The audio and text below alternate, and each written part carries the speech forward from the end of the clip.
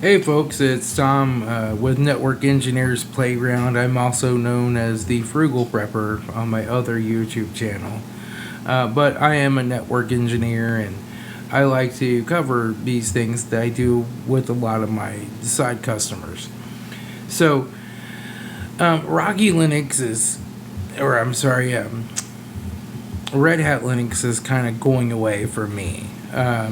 So a lot of my side customers did not have a problem just buying full licensed Red Hat and paying for it and getting support. But a lot of smaller little customers, they didn't want to spend the money, right? And so I always ran CentOS on those and ran, full Red Hat Linux on the others.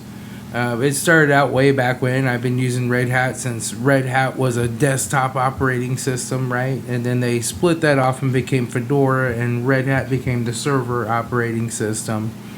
But I've been using it since way back then, like in the, I'd say year 2000 probably, right?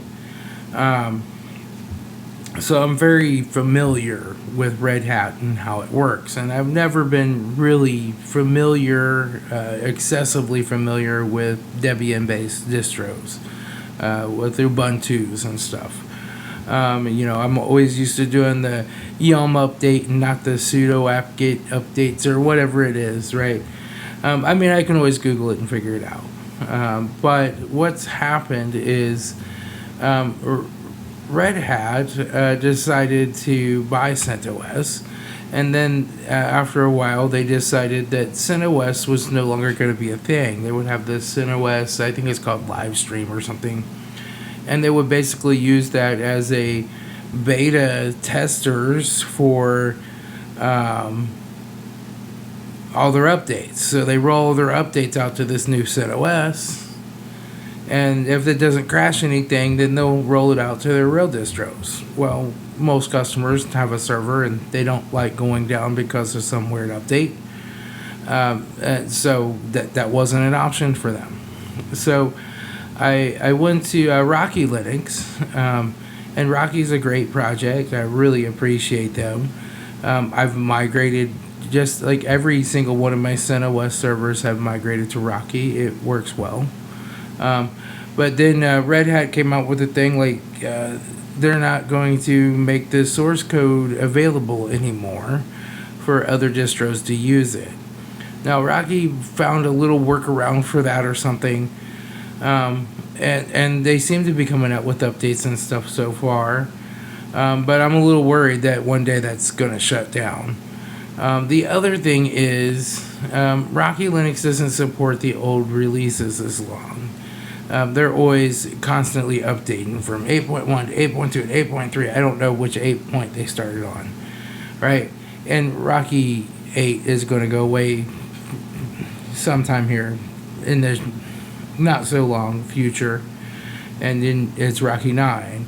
And Rocky 9, from what I've seen, looks pretty similar.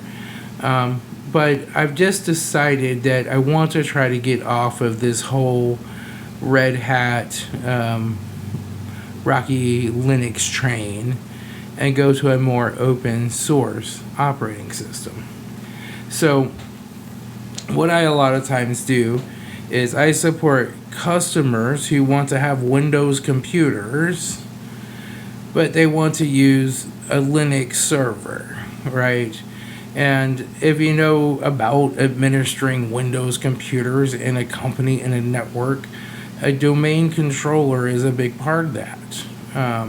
So I started out back in the Novell NetWare days, and the first time I ever played with a Microsoft server was Windows NT 3.51 and Windows 95, and those required some big bottles of ibuprofen back then, right? But eventually, I was primarily a Novell guy, but eventually by 2004, 2005, I spent all my time migrating Novell customers over to Microsoft networks, and Microsoft became the thing. Microsoft has really changed their path right? And that Windows 11 is basically free now. I mean, you know, you get it with the new computer, it's basically free. But it's always trying to give you co-pilots and ads and buy this and buy that and use our Microsoft Store. And they're trying to get you to go to Office 365 and monthly payments, monthly fees. And their licensing for servers has gotten crazy too, because you now have to buy it per core. And it's like a minimum of 16 cores with 2022. And, you know, it gets really expensive really fast, especially for a customer that has 10 users, right? So what we've ended up with is a lot of customers that would still like a domain. They'd still like to have centralized users. They'd still like things like Radius and LDAP authentication to a domain controller. They'd still, you know, they still like these things, but they just can't really afford it anymore because Microsoft is just pushing people along. So what I a lot of times do is I set up a Linux server and I install Samba and I make a domain controller out of it. I used to do this on Rocky. I have a great video, I'll put a link to it down below, on how to do this in Rocky. Now Rocky doesn't natively support the Samba domain controller server portions. It just supports that I want to make a file share on a network attached storage. So what we had to do was install, like download it, install it, compile it, do all this special stuff, and we would eventually get it working. So as I've been experimenting around with Debian and different distros and how well they do this, I found one that I really like a lot, and it's really simple. It's so much easier to set up. So I'm going to walk you through today making a single domain controller, putting a couple of shares on it, putting a user share on it, assigning the rights from a Windows client. I think you're going to be really surprised at how well this works and how easy it is to do. And I'm going to start to look to migrate some of my customers off of the Rocky solution onto this solution. Now, I normally have my server operating system itself, the physical server operating system is Windows. It's Windows 10 Pro, not Windows 11 Pro. I do have some Linux servers that are running Zen.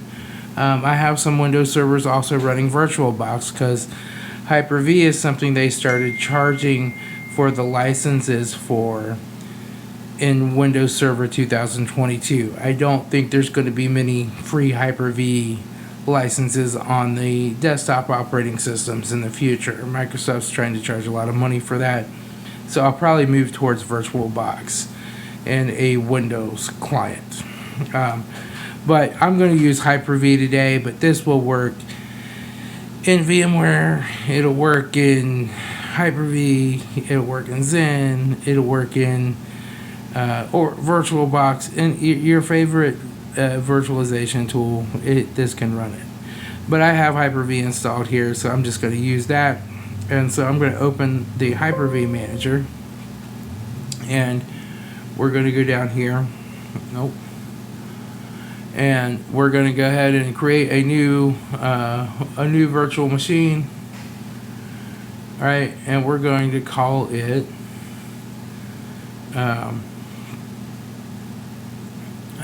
we'll call it File Server 1, FS1. You could also call it AD1 for Active Directory 1, but I'm just going to run them both on the same server because that's what I do on most of my customers that have like 10 computers, right? I'm going to make it a Generation 1 one, just because that's a little more compatible with Linux hardware than the Generation 2 stuff is. And we only need to make this 1,024 megabytes, so 1 gigabyte of RAM. And I already set up a bridge network group, so this is bridged with my wireless adapter, so we'll use that one. And we're only going to put 20 gigabytes on this, but by all means make this as big as you need to make it for your needs, for all your files and stuff. Let's say next. And we're going to install an operating system, and I have this in my downloads. Install an operating system from an image file. We're going to browse. We're going to get this out of the downloads. is right here. I'll put a link to the website down below where you can download the Turnkey domain controller from the Turnkey website. And we're going to open that. We're going to say next. We're going to finish this. And then I just need to adjust the processors in the virtual memory settings. So let me go to settings. Settings. And we'll go processors. We only need one virtual processor. And this does not take much hardware ability to run. And we want to go to memory, and we want to enable the dynamic memory, but we want to make the maximum amount 1024 megabytes. Alright, so now we're ready to go ahead and power this on. So we'll go ahead and double click it. We'll hit start.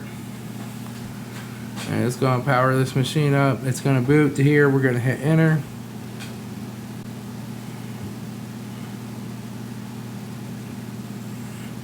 And let it boot up.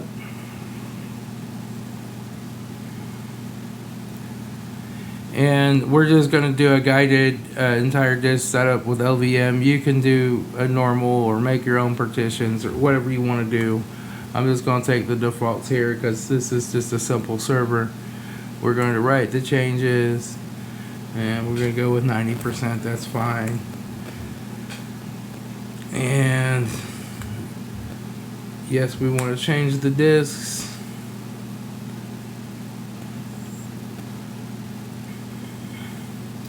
Now it's going to copy the data over here real quick. It's installing the system.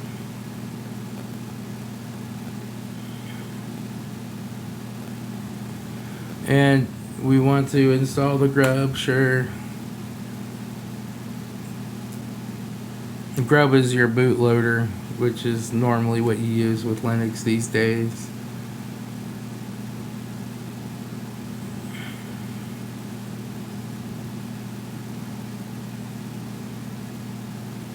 We just gotta let this go.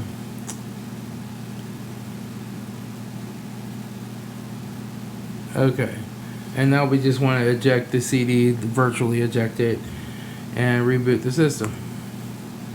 So now it's going to reboot. Yeah, we have to hit enter. It asks us to remove the CD. And now it's going to boot up this Debian.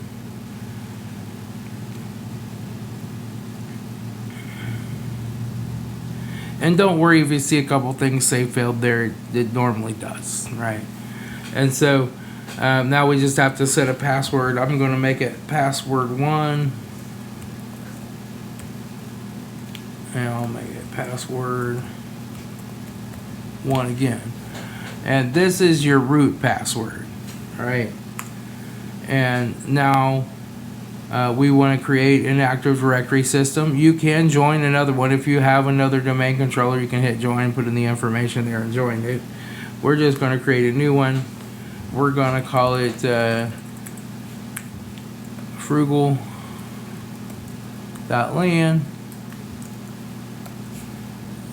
And we're going to apply that. And we're just going to call the NetBIOS name frugal. Make it all caps. And now it wants you to put what your administrator password for the domain is. I'm going to make this the same thing. Password 1 and password. Let me type that again. PASSWORD1 and tab space. And we don't really care about sharing printers. You can enable this printer sharing. These days, most smaller networks, you're not going to do any printer sharing on it through a server. That's kind of an old thing. Today, you just map the printers as TCP/IP printers. So we're going to disable the printer sharing so that we don't have to worry about that.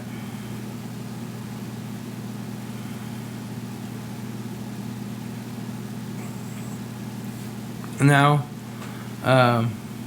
it's telling us to make sure we have a static IP. I don't know why they don't put the little link up here that we'll have to run later, but they don't. But we're just going to say okay to that. And this is if you want to set up an automatic online backup of your domain controller. I don't. I'm going to skip that. If you want to enable local system notifications and put in your email address, I'm going to skip that, right? And now it's asking, do we want to install updates? So we'll install those updates. And we'll just let these updates load.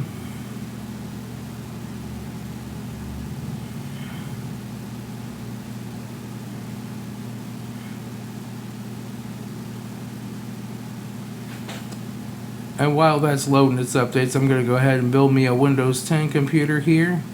And so I'm going to do new virtual machine and say next. And I'm going to say Windows 10. And we're going to say next. This can be a generation 2 because it's Windows. We'll do 2 gigs of RAM. And we'll connect it to the same bridge network. We'll say next. And we can make it like 80 gig. It'll be fine. It'll be more than enough. And we're going to install an operating system from an image file. And I have one on my desktop that I downloaded earlier called Windows.ISO. And now we'll say finish. And now I want to go in here and check, see how many processors it's got, all that kind of stuff. So we'll go here and do settings. And we'll drop it down to, say, 2 processors. And we'll go to the memory until at the maximum it's going to use is 2 gigs. So it doesn't use all my RAM. We'll apply that, say okay. We'll go ahead and start this so they can start installing. And let me make sure it actually starts to install here. Well, you silly thing. I meant to hit a key. Let's go ahead and reset it again. Reset. There we go. Now it's going to boot up. We're going to go here, just take the English settings. We're going to install it now. And setup is starting. And we don't have a product key for this. We're not. Well, I got one, but I'm not going to use it and use up one of my activations. Just for this little test, the Windows 10 Pro is what we want. And this works fine with Windows 11 as well. These domain controllers, I've used Windows 11 with them plenty. I do a custom. We're going to say next. And we're going to let that install while we go back here and work on this machine. So now it's loaded a security update, so it wants to reboot. So we're going to let it reboot.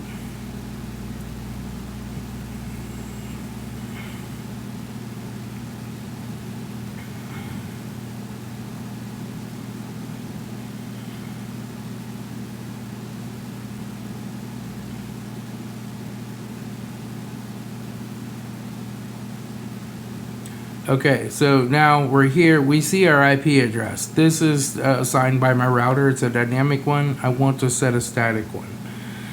So I'm going to hit quit here. I'm going to log in this root.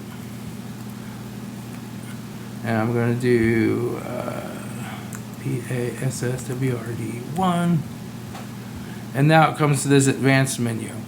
Now, if you don't get this, if you escape out of the advanced menu, and you quit, then you're just going to end up with this command prompt with no way to get back to the advanced menu.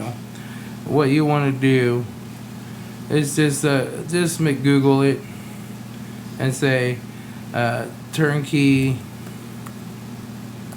Linux Advanced.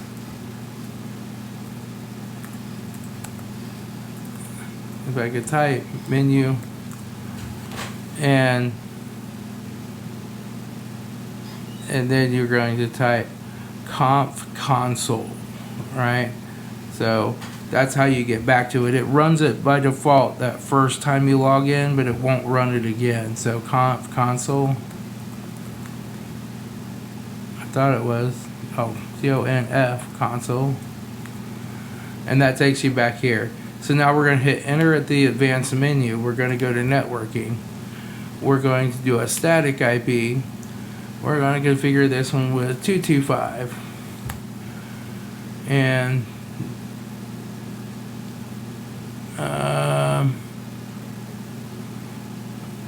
that's fine for my name servers. I have this server, which is a DNS server, and I have 209 and 8.8.8, which are the ones handed out by DHCP. We'll apply that. And the other thing I'll do here is change the network name under system settings, host name. We'll change the name of this server to FS1. By default, it makes it DC1. We'll say OK. And we'll go ahead and restart the networking. OK. Now we're going to go back. And I want to go to my time zone settings here too.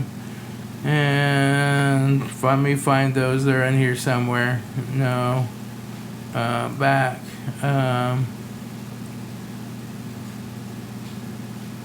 Region and time. And we're going to go time zone data. And we're going to do New York, our Americas, and for New York. And now we're in New York because I'm at Eastern Standard Time. So now we'll just say back, we'll escape, and we'll exit. Now I'm going to do a shutdown now, -R, and just restart it one more time. And then it'll come up with all those settings. Now what you're going to find out is that it did not register your domain controller with this new IP address that we just set up, right? It did not. So what we're going to do is go and rerun that registration. So I think we can just go to Google and get the command. We can do Turnkey Linux, change Turnkey Linux domain controller, change IP address, and it'll tell us the command here somewhere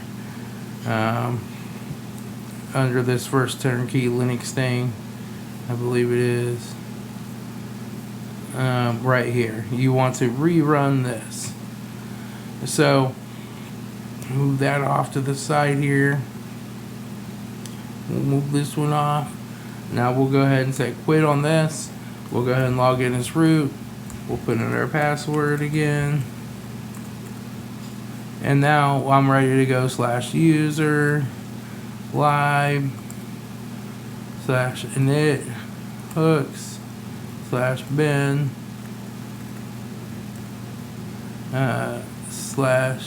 /domain-controller.py.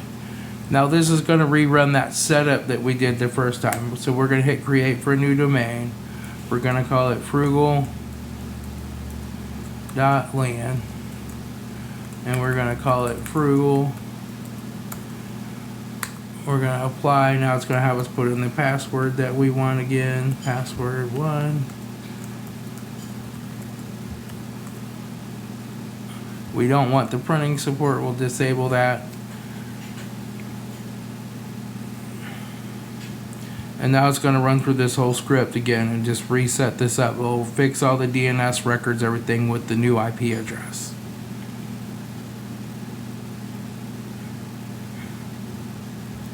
We'll say OK. And now I'll do a shutdown. Now -R just to restart it one more time with that all reset. And now we should be ready.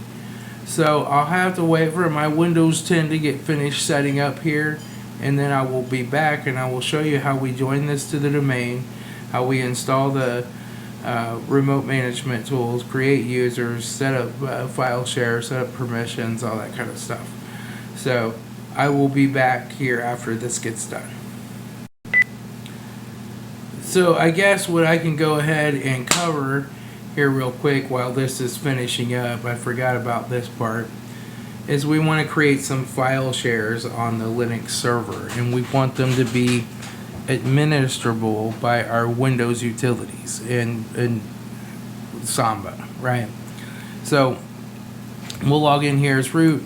We'll do PASSWRD1. All right. And so now we see this, and so we want to do a VI etc Samba smb.conf, and we're going to go here, and we're going to make a couple of shares, right? So we're going to hit I to go into insert mode. You can use any text editor you want. I just like VI because I've used it forever. And we're going to go back, and this is going to be users, and then we're going to go path equals data or slash data slash users, and then we're going to do a read only equals no, and then we're going to do one here, we'll call it shared,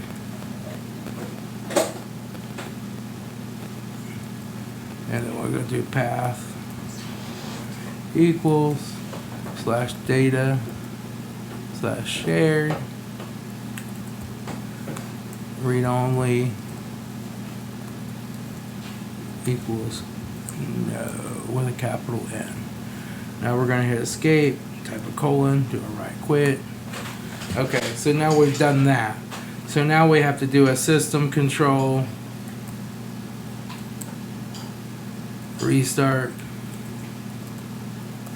Samba. Okay, and that'll read in the new config file. And actually, before we'll have to do that again because I forgot to make the directory. So we'll do a make directory slash data make directory dash data slash shared, and we'll do a make directory slash data space users. Okay, so now we have to change the permissions on these files from the standard Linux permissions to be Samba compatible. So now we're going to do a chown, and then we're going to do root colon. So the user is going to be root. The group is going to be 3 million. So 3 and 6 zeros. 1, 2, 3, 4, 5, 6. Yep. And then we're going to do slash data slash shared, and then we're going to do the same thing for data slash users. Now we're going to do a change mod or chmod, and we're going to do 770, and we're going to do slash data slash shared, and we're going to do a data slash users. Okay. Now we're going to go ahead and restart our Samba again. Okay, so now we have all those permissions set up right in its management. So the group is 3 million. That's the default Samba group that gives Samba full permissions to that, and then lets you administer all the appropriate permissions to the files through Samba. Because Linux permissions are different than Samba permissions, than Windows permissions.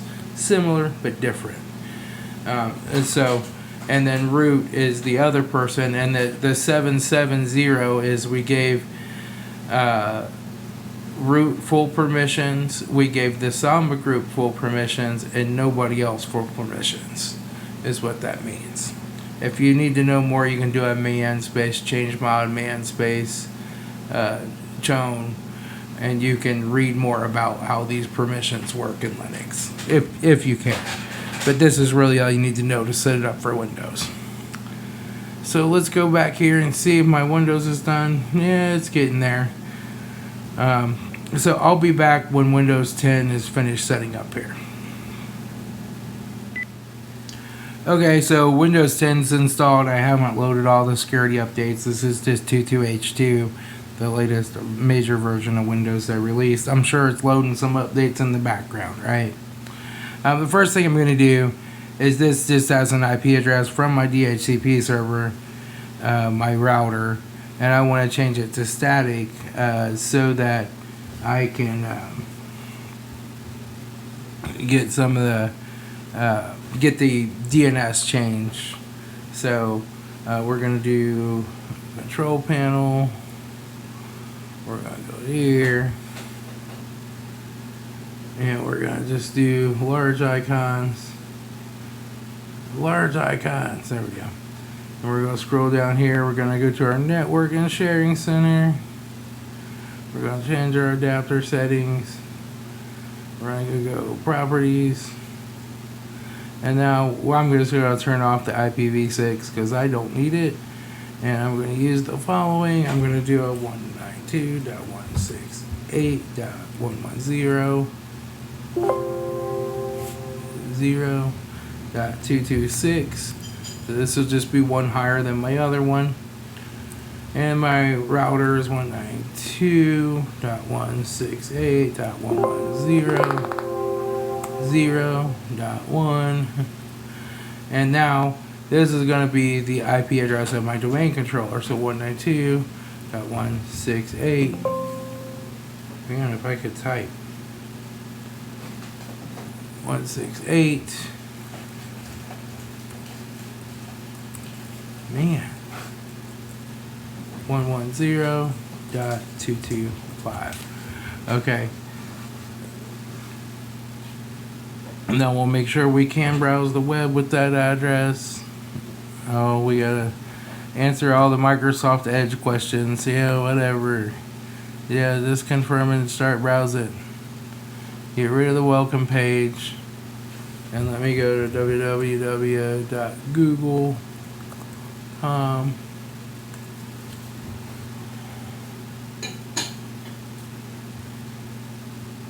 There we go.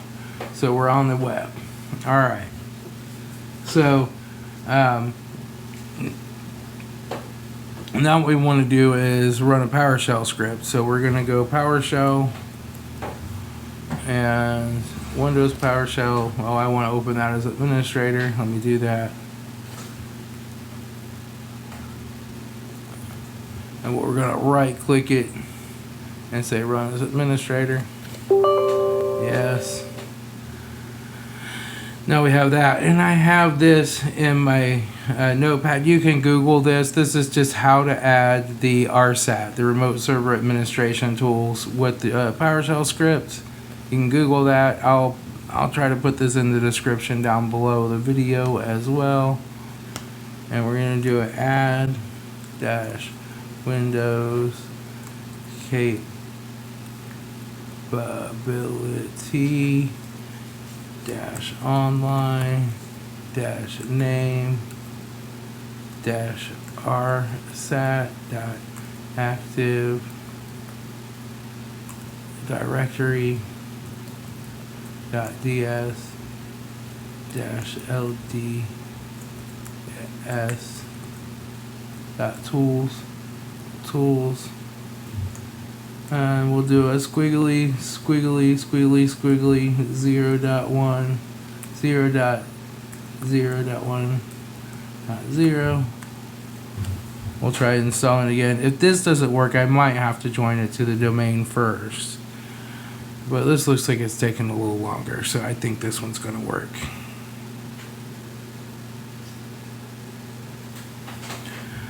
Okay, so it looks like it's installed those. Now let me search for Active Directory users and computers. It's put it there. So now we're going to go ahead and just join this computer to the domain. And we're going to open up File Explorer. We're going to right click on the PC, do properties. We're going to scroll down here. Like Windows 11 has a domain join thing here, but we actually on Windows 10 want to go to Advanced System Settings, and we're going to go Computer Name tab, and we'll change the computer name. We don't need to. Normally I change this to like System 101 or whatever, but I'm not going to worry about it here because it'll make us reboot. And I'm just going to do network ID, and we're going to go ahead and join it with that really weird long Windows name. So I'm going to have to make this a little bigger, and then we're going to say next here, and we use one with a domain. Next. Now we're going to do administrator. This is our password that we made for the domain administrator, right? Administrator. And then we're going to do password 1, and domain name is going to be frugal.lan. We're going to say next. We're going to say frugal.lan. We're going to say next. Now we're going to put in the administrator name up again. I don't know why it makes you put it in here all these times, but it has since Windows NT, right? Administrator. And then we're going to do password 1. And then we're going to do frugal.lan. We're going to say OK. I'm going to go ahead and add the following domain user account administrator, and I'm going to make it a local administrator. We're going to say next. We're going to finish. We're going to say OK. We're going to restart it now.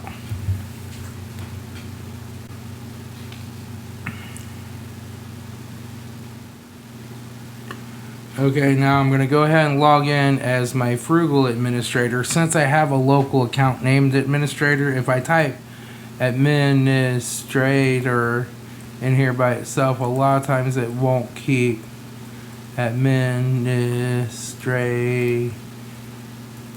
Root's so much easier.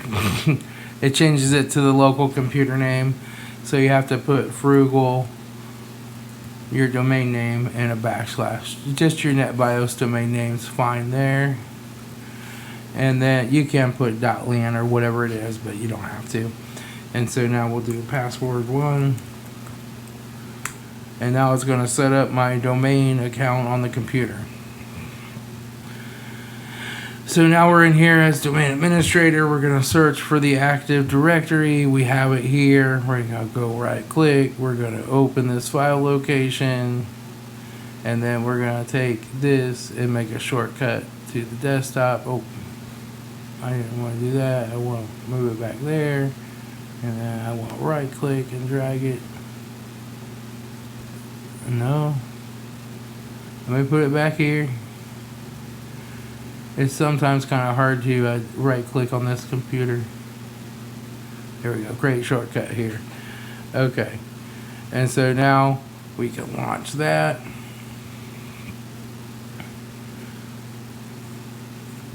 This takes us to ADUC, or Active Directory Users and Computers. Here's our LAN, right? There's our domain controller. We have this computer in the domain, right? And so we'll go ahead and make a new organizational unit here. I just like to make a new one, but I really don't need to for this. New organizational unit. There we go. Okay. And now we're just going to call this Frugal Users. And we'll say OK. Now we have our Frugal Users. We'll make a new user here. We'll call it Tom. And we'll just make its login Tom.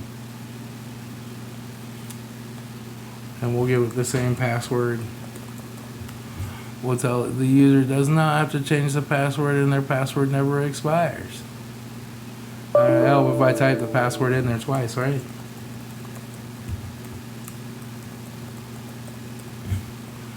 We'll say next, finish, and we'll make another new user. We'll call it Mark, and we'll make it Mark. we'll give it a password 1, same password. We'll tell it they don't have to change the password, and their password never expires. And I hope I typed it right. Okay.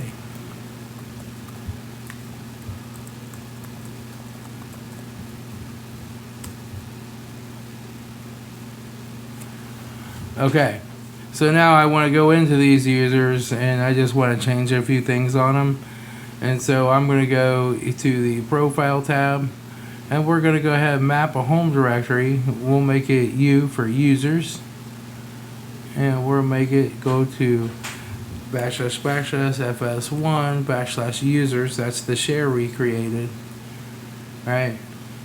/ and I think that's all we have to do, and it will make the home directory under there.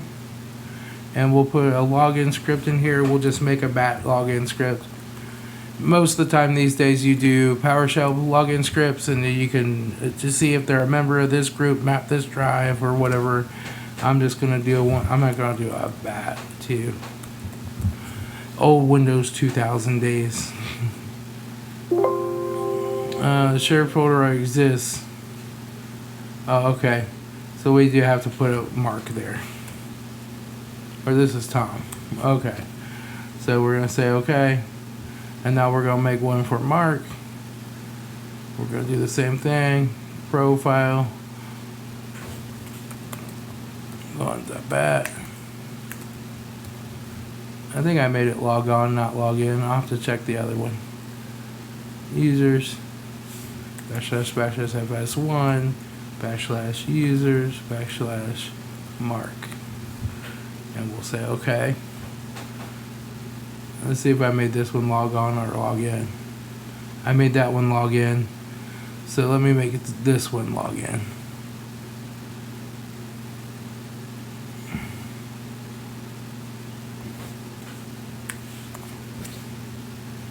Okay. Now I'm going to go ahead and open up the shares on the server. So I'm going to do a //fs1. Boom. And I see my net logon share. That's where I want to put my login script. So I'm going to do a new text document. We're going to call this login.bat.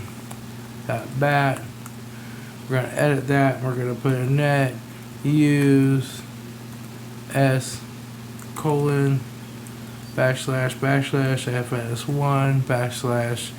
/ shared. Okay, we're going to save that. Now I gotta get rid of the text file extension, so it's actually batch file. So I have to do hidden files, show hidden files, and then I have to go here and show these settings, and I have to take off. I want to display the full path, display title bar, show. I want to unhide the extensions. Okay. And now I'll see it's actually login.bat.text. I want to take that .text off of there. Say yes, I really want to change it. Okay, so that's set. So now let's go back here, and we have to set up some rights. So we can make a new group out here. Actually, we can just use the domain users group. So we'll go here to users, or to the shared folder first. Do properties.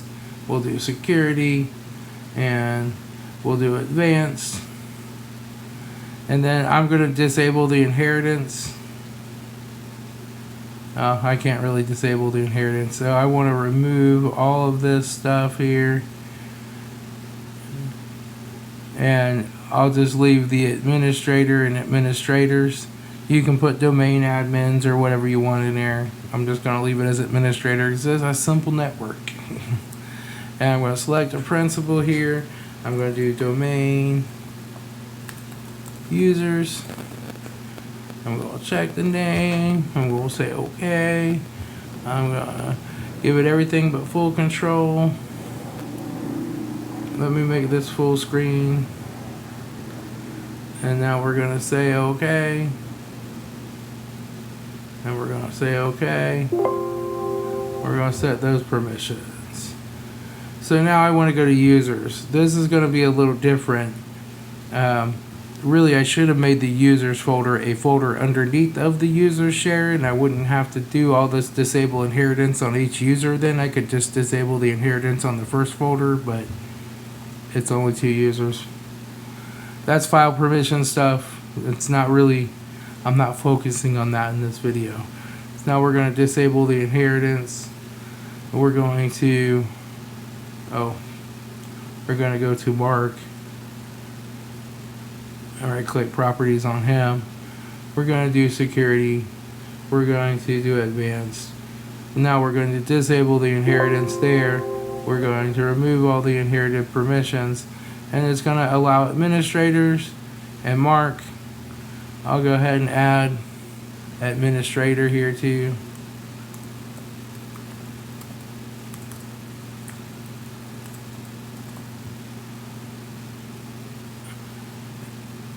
Administrator, and we'll go ahead and give him full control. We'll say okay. We'll make sure the other ones all have full control. We'll say okay. We'll say okay. And now we're going to go to Tom and we're going to do the same thing. Security, advanced. Now we're going to disable the inheritance, remove them all, add. Select the principal, administrator.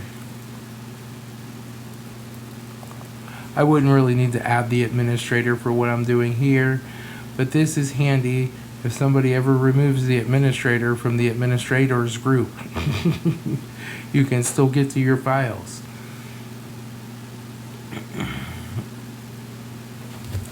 Okay, those permissions are set. So now if I look,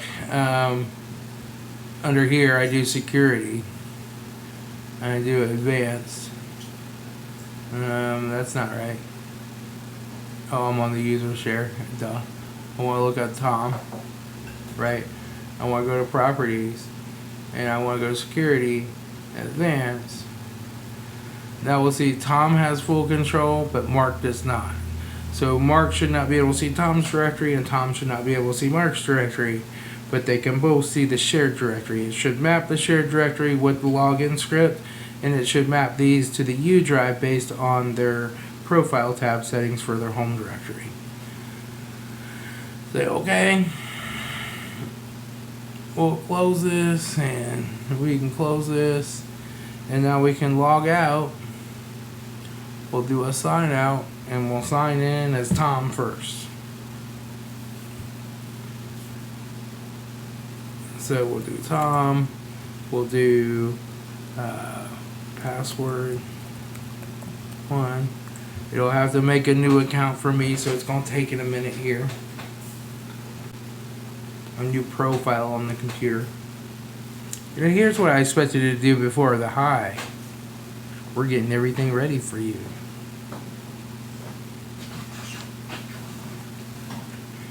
This might take several minutes. Do not turn off your PC. Take a picture of this screen and then text that to your boss every time he asks you to do something. Okay, so now we go and look at our file system explorer. We have this PC. We have a shared drive.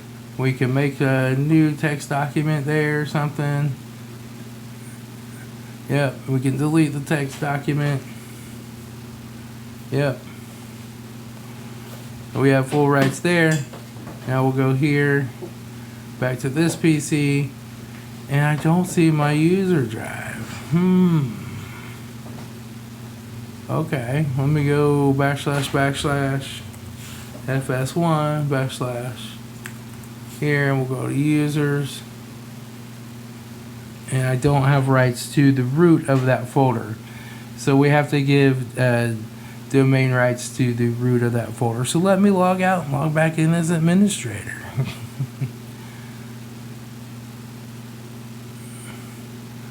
We have to sign out. We'll sign in as frugal. Administrator. Oh no. Other user. Frugal. administrator and password 1. We'll go back in here and we'll set that one last file permission that I forgot.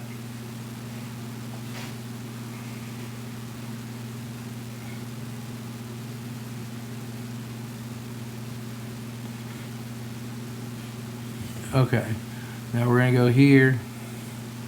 We're going to go to our FS1.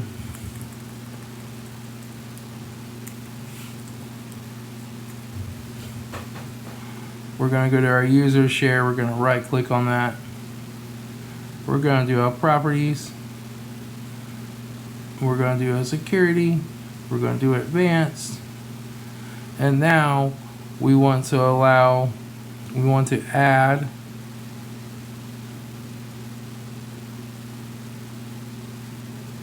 domain users.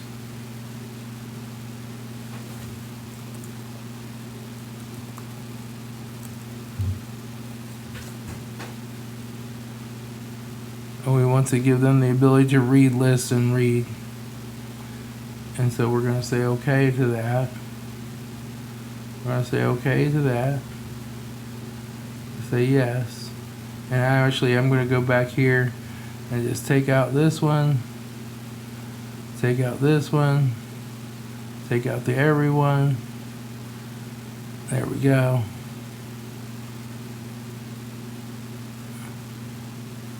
Now we should be able to log in and see our U drive now.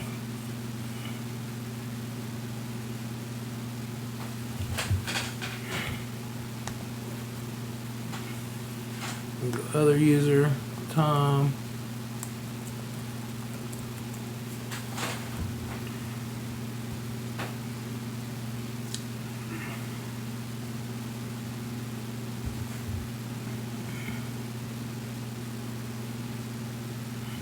Come on, baby.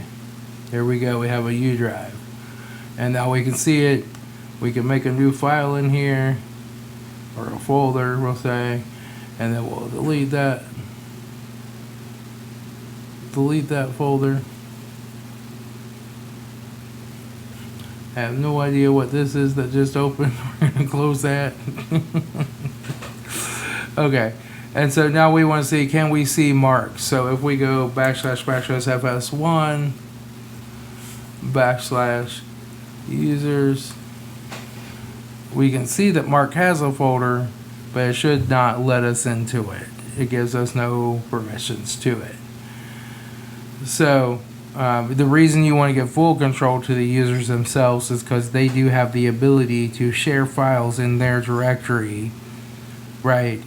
To give permissions to other users who could then hit their directory and see those folders or files that they have permissions to. So it keeps them from putting everything on the shared drive and filling it up if only 2 people need to share it.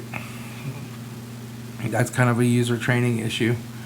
So now we'll log in as the Mark, see if it works.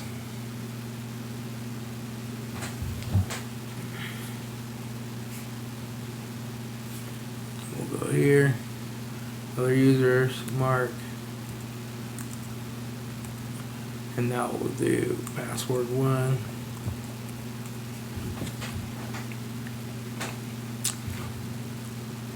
And these users are just local users by default. They're not administrators of local desktops, so they can't do things like install software or change really important settings without an administrator. You know, they can't change their IP address or mess with any other network settings or any of that without the administrator login and password.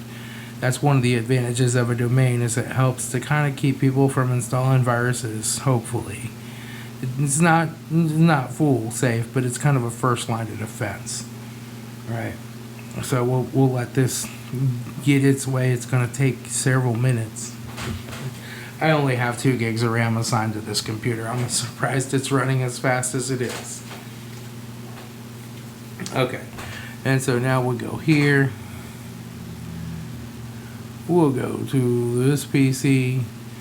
We have a U drive. We'll create a new folder in here.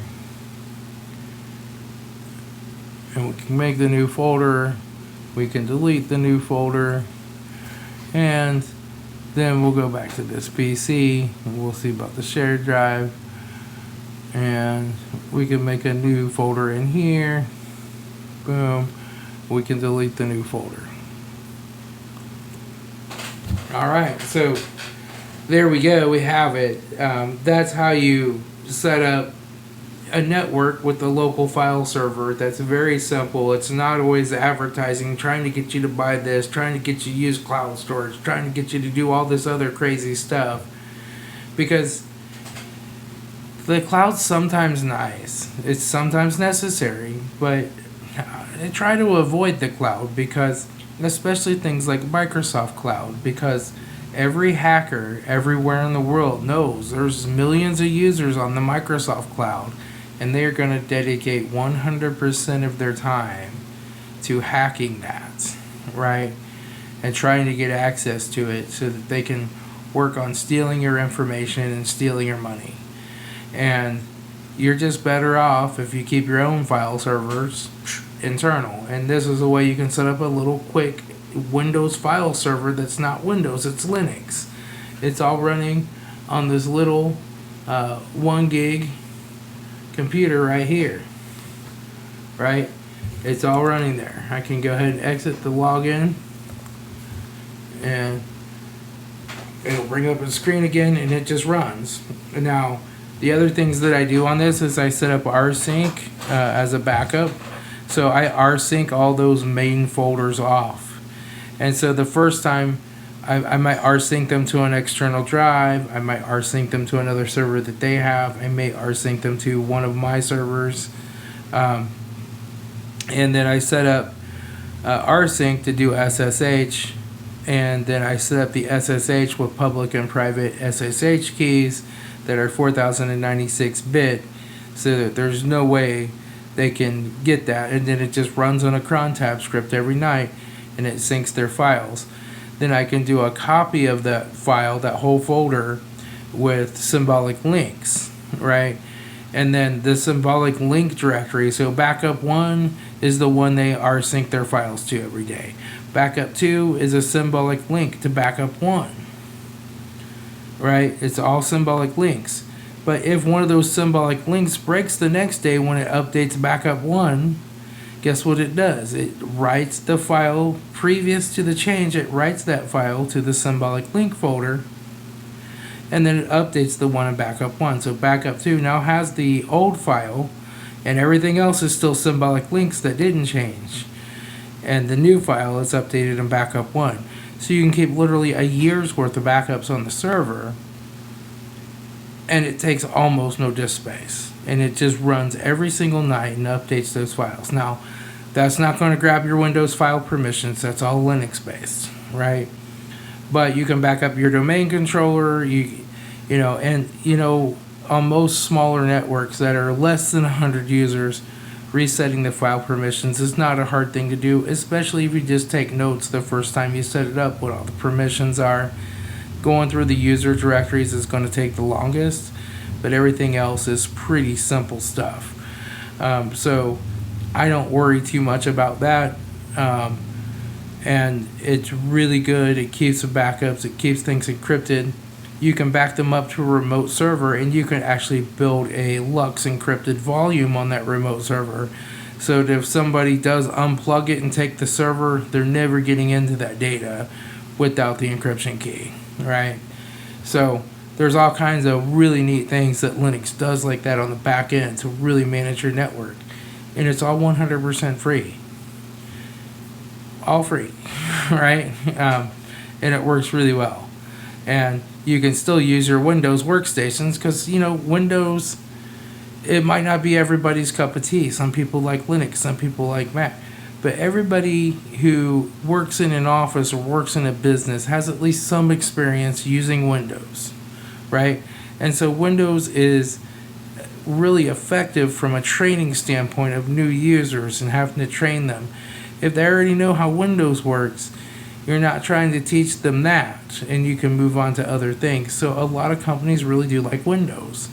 But the whole server back into Windows is gotten really expensive, and they're really trying to push you off onto these cloud platforms. And I just don't think the cloud's a good idea. It's way too easy to get hacked. There's way too much stuff that developers have written that nobody knows about until a hacker finds it, and then eventually they release a security pack for it after so many people get hacked. With anything that's Linux, at least the source code's out there, and people can go through the source code and critique it, and they'll be like, hey, this is a problem, we need to fix that, and they release an update for it.